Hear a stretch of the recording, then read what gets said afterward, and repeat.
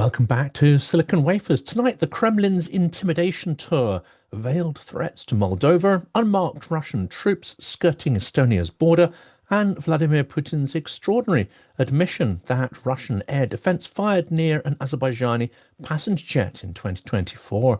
We connect the dots, coercion, deniability, and the authoritarian habit of pushing the boundaries of the rules-based order. For those that say that so-called rules-based order is not real, here is the evidence of what happens in its absence or where it breaks down.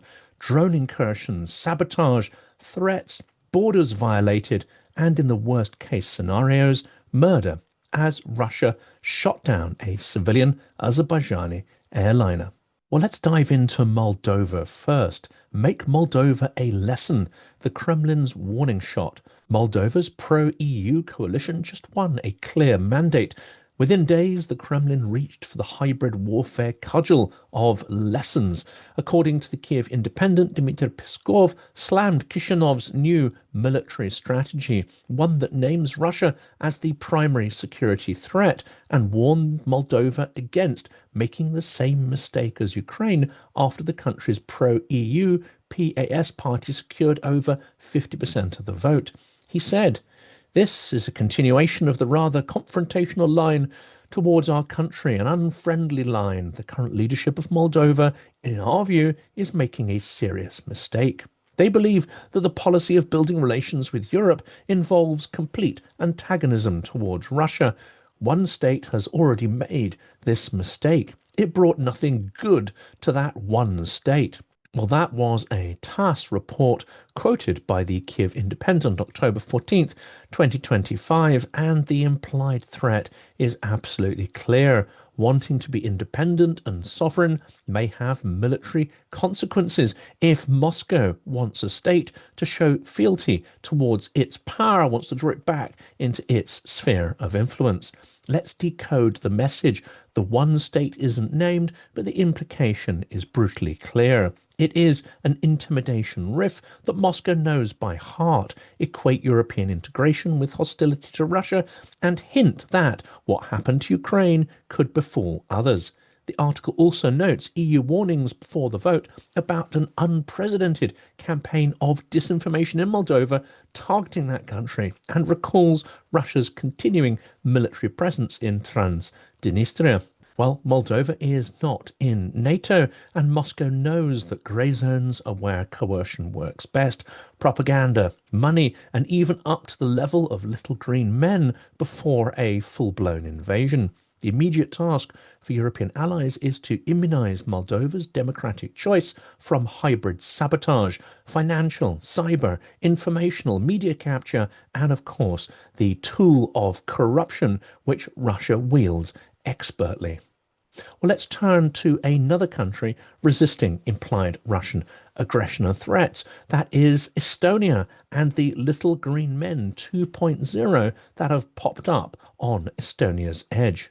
Estonia closed the small Satsebut road on October 10th after border guards saw 7 armed men in unmarked uniforms appear briefly on the tarmac. No insignia, no badges, no Russian flags, though there can be no doubt that these were Russian troops. Estonian officials called it a spike in provocations, but not a new tactic.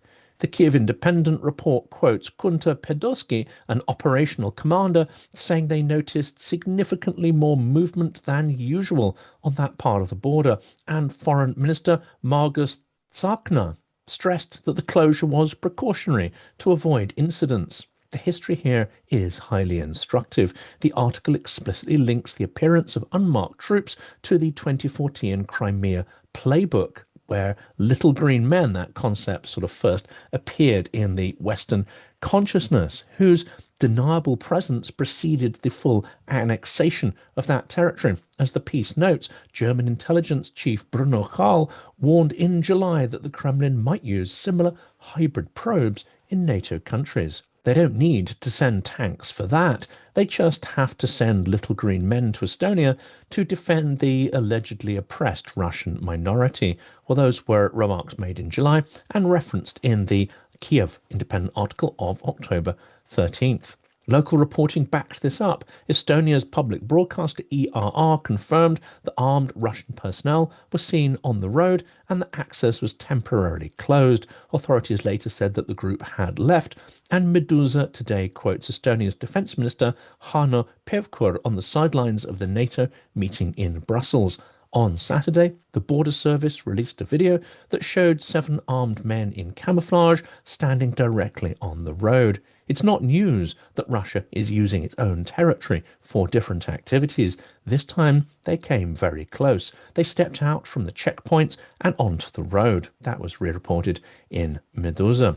And we come to the last story here, and then I will draw a sort of conclusion that brings them together, and that is Putin's admission on the Azal crash.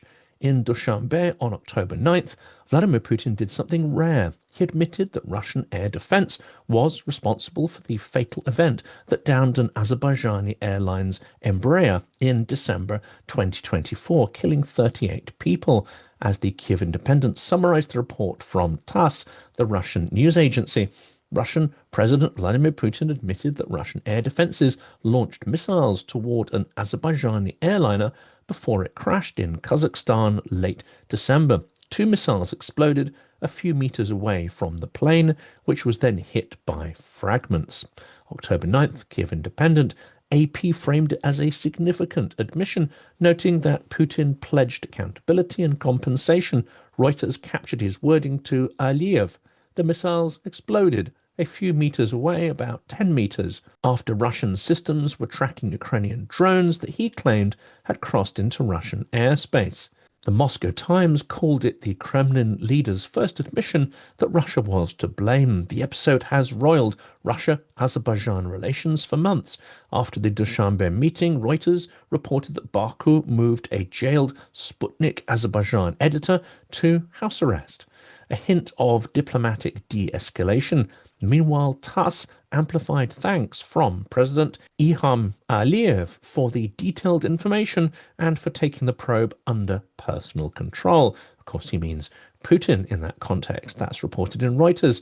The use of the term fragments, however, suggests that Putin has not made the full admission of causation, that Russian air defense mistake was 100% to blame for downing the plane and killing all of those on board. This assumes, of course, that this was a mistake genuinely and not a signal to the regime of Azerbaijan that is trying to extricate itself from Russia's sphere of influence. The jury is out as to whether it was accidental or perhaps intentional. But at the same time, any admission of weakness, mistakes, and some kind of repentance does not come easily to Vladimir Putin, whose mantra is to not apologize ever for anything, but to defer all blame onto enemies and underlings.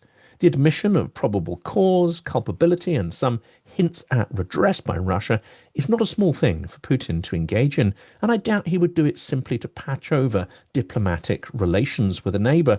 So what is Putin after? What does he need from Azerbaijan? Well, the speculation goes like this. The transit of Russian gas into European markets is certainly one suggestion across the territory of Azerbaijan, where there are a number of pipelines.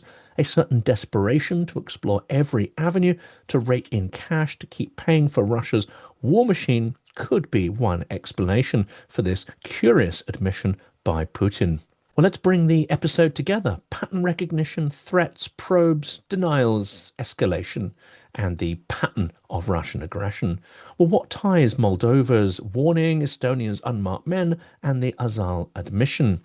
Well, one, deniability is a doctrine of the Kremlin. Threats framed as advice, soldiers without flags, fragments, not missiles, each preserves a fog of ambiguity that complicates deterrence, challenges the rule of law, tests boundaries, encourages hesitation amongst adversaries, and seeks to avoid direct confrontation, while still signalling that Moscow retains escalation dominance.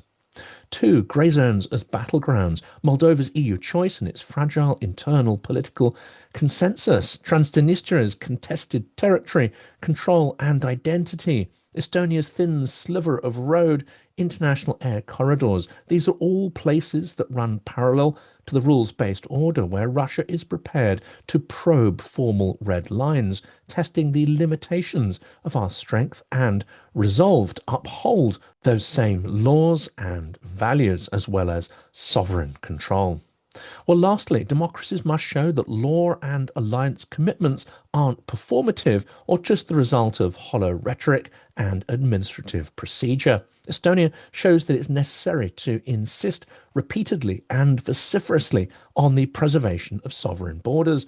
Moldova has clearly struggled against and won a battle to roll back Russian paid-for influence, and Azerbaijan shows that from a position of strength and principle, it's possible to wrest concessions from Moscow while enforcing local rule of law and sovereignty. Before we move on to the next question, I'd like to make a personal recommendation that I know you will appreciate.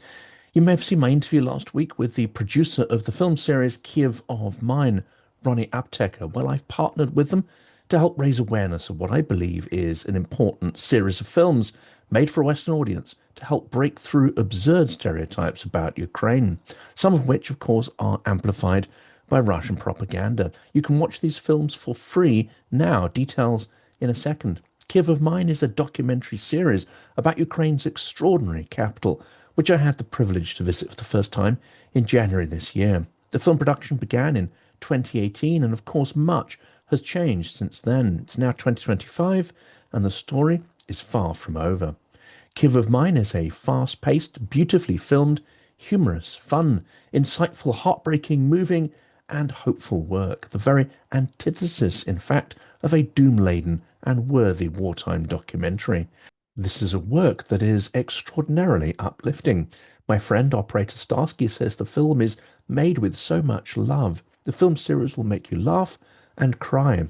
It's the only film about Ukraine that began before the war yet has traced lives through the tumultuous times, and which follows the lives of more than a dozen Ukrainians in real time. This is an historic period told through highly personal and emotive stories from Kyiv's days of emerging prosperity after the Maidan Revolution, through COVID and the full-scale invasion. This film is a breath of fresh air. Ukraine deserves a better conversation in the world, one that isn't centered around war, says Julian Ellis, filmmaker on Kyiv of Mine. It's hard not to argue with that, and the filmmakers have fully delivered on this promise. This is essential watching for anyone who calls themselves pro-Ukrainian, but I think it's also vital to get friends, colleagues, and family to watch it too, because the reality is few people have a vivid impression of Ukraine or any direct connection with its people. War is inhumane and abstract. Building an alternative perception is essential for engaging the world with the importance of Ukraine's struggle. A final word from our partners, the makers of Kyiv of Mine. All three films are now available to watch for free on YouTube. Please check out the links to the dedicated website, which tells you more about the film, its subjects, and the filmmakers. Also in the description is a link to the YouTube channel where you can watch the films now. Do let us know in the comments what you think of them and if they inspire you as much as they have inspired me.